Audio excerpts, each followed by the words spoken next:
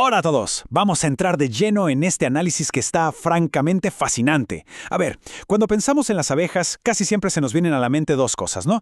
La miel deliciosa que le ponemos al té o ese dolor súper agudo cuando nos pican. Pero hoy vamos a ir muchísimo más allá de esos conceptos básicos. Vamos a desempacar información reciente que revela una inteligencia tan sofisticada y la verdad tan inquietante que ha estado escondida justo bajo nuestras narices todo este tiempo. Porque no estamos hablando nada más de insectos umbrando por ahí, estamos hablando literalmente de uno de los superorganismos más complejos de toda la Tierra.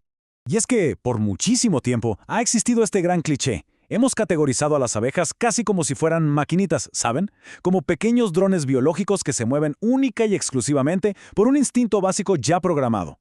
Como si solo se levantaran, polinizaran, hicieran miel y murieran. Pero, ¿y si esa idea está completamente equivocada? La ciencia más reciente nos está obligando a desafiar esa suposición y a prestar muchísima más atención. Sección 1. Más allá del instinto. 1.000.000. Fíjense bien en ese número. Una sola abeja tiene una base de apenas 1.000.000 de neuronas en su cerebro.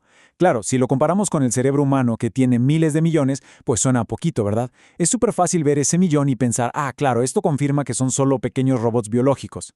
Pero cometeríamos un gran error si solo miramos a la abeja de forma aislada. Tenemos que alejarnos un poco para ver el panorama completo. Y aquí es donde entra el punto crucial de todo esto, el concepto de superorganismo. Resulta que toda la colmena funciona como un único cerebro masivo, una red distribuida.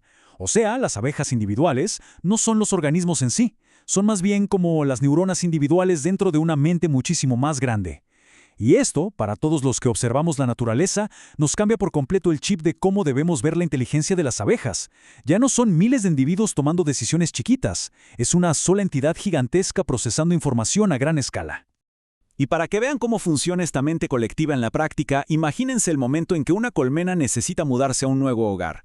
Cualquiera pensaría que es un caos total, pero para nada. Es un proceso democrático y súper estructurado. Primero mandan a sus exploradoras a buscar bienes raíces, por así decirlo.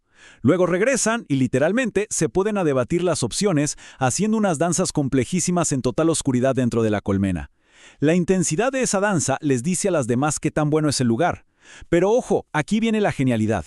No se mueven de ahí hasta que alcanzan un quórum matemático súper estricto. La colmena entera vota y se espera hasta que el número de abejas a favor supere un umbral específico. Solo en ese momento toman acción. Es impresionante. Ahora, no crean que su inteligencia es puro cálculo frío y matemático. Un estudio de la Universidad de Queen Mary reveló algo que nos dejó con la boca abierta. Pusieron unas pelotitas de madera en una zona experimental solo para ver qué hacían. ¿Y qué pasó? Que las abejas se pusieron a jugar con las pelotas, así como lo escuchan, y lo hacían sin que hubiera comida de por medio, sin ningún beneficio de supervivencia. Simplemente lo hacían por puro placer. Los datos nos sugieren que pueden llegar a experimentar estados cognitivos muy parecidos al optimismo y al juego.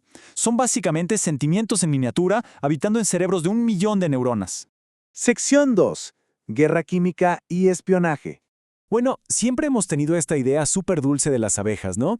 Pensamos en una polinización súper pacífica y campos de flores. Pero la realidad en la naturaleza se parece bastante más al espionaje corporativo y al robo industrial. Es un mundo bastante despiadado cuando se trata de supervivencia extrema. Y las tácticas que usan son literalmente dignas de una película de espías. Por ejemplo, existe este fenómeno loquísimo que es el atraco de las abejas asaltantes. Resulta que hay abejas que han evolucionado hasta convertirse en ladronas profesionales. Y no llegan rompiendo todo a la fuerza, usan la química. Logran meterse a colmenas rivales soltando algo llamado feromonas de engaño.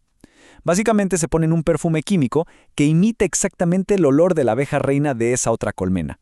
Así que entran caminando tranquilamente frente a los guardias, roban la miel y se van sin que nadie se dé cuenta. Un robo perfecto ejecutado con pura química. Y claro, así como dominan las armas químicas, también manejan medicina súper avanzada. Muchos creen que el propóleo, esa resina pegajosa, es nada más el pegamento de la colmena. Pero no, es muchísimo más que eso. Funciona como todo un sistema inmunológico externo. Tienen la capacidad de automedicar a toda la colonia. Si ven que una enfermedad o un hongo está amenazando la colmena, las recolectoras salen a buscar específicamente ciertos tipos de resinas botánicas que tienen las propiedades antibacterianas o antifúngicas exactas para combatir esa amenaza. Básicamente, operan su propia farmacia. Pasemos a la sección 3, los sentidos invisibles. Con todo esto, uno tiene que preguntarse, ¿cómo le hacen estas criaturas para interactuar con un mundo lleno de fuerzas que nosotros ni de chiste podemos ver? Para entender el verdadero éxito de la colmena, tenemos que entender cómo ven el mundo, y les adelanto que no usan solo los ojos. Es fascinante darnos cuenta de que, en el fondo, todo se reduce a la electricidad. Imagínense esto. Las flores, como están conectadas a la Tierra, tienen una carga eléctrica natural negativa. Las abejas, por el simple hecho de ir volando y rozando el aire, acumulan una carga eléctrica positiva. Entonces, cuando una abeja se va acercando a una flor, literalmente puede sentir ese campo eléctrico. Y aquí viene el truco. Si otra abeja acaba de pasar por esa misma flor, la carga eléctrica de la planta cambia por un ratito. Así que la abeja que va llegando siente esa diferencia desde lejos y dice, el néctar ya se acabó. Ni siquiera pierde tiempo en aterrizar, se pasa de largo. Es una optimización de energía brutal leyendo la electricidad estática del paisaje. Y si eso les pareció increíble, agárrense con la teoría de la navegación cuántica. Las investigaciones nos dicen que las abejas tienen unas proteínas en los ojos llamadas criptocromos. Estas proteínas reaccionan a la luz de tal manera que les permitiría a las abejas ver, literalmente visualizar, las líneas del campo magnético de la Tierra. Traten de imaginarlo. Poder mirar al horizonte y ver una red de líneas magnéticas brillando en el cielo. Esto explica perfectamente cómo es que pueden volar kilómetros y kilómetros lejos de su casa y regresar con una precisión milimétrica, incluso en días supernublados donde no tienen al sol para guiarse. Sección 4. Tácticas de supervivencia ocultas. Cuando analizamos bien toda esta información, lo que se revela es una optimización del ecosistema que es implacable pero maravillosamente eficiente. Tienen esto de la higiene genética, por ejemplo, donde cuentan con abejas policía que pueden oler si hay larvas enfermas a través de la cera sellada, y las eliminan sin titubear para proteger al resto. ¿O qué tal la memoria transgeneracional, con la que se comunican a la perfección rutas supercríticas para las siguientes generaciones? ¿Es un nivel de organización? Bárbaro. Pero hay una táctica en particular de la que sí o sí tenemos que hablar. Y es la famosa vibración térmica. 47 grados centígrados. Esta es la defensa extrema de la colmena. Resulta que cuando un avispón depredador invade la colonia, las abejas saben que no pueden perforar su armadura gruesa con los aguijones. ¿Qué hacen entonces?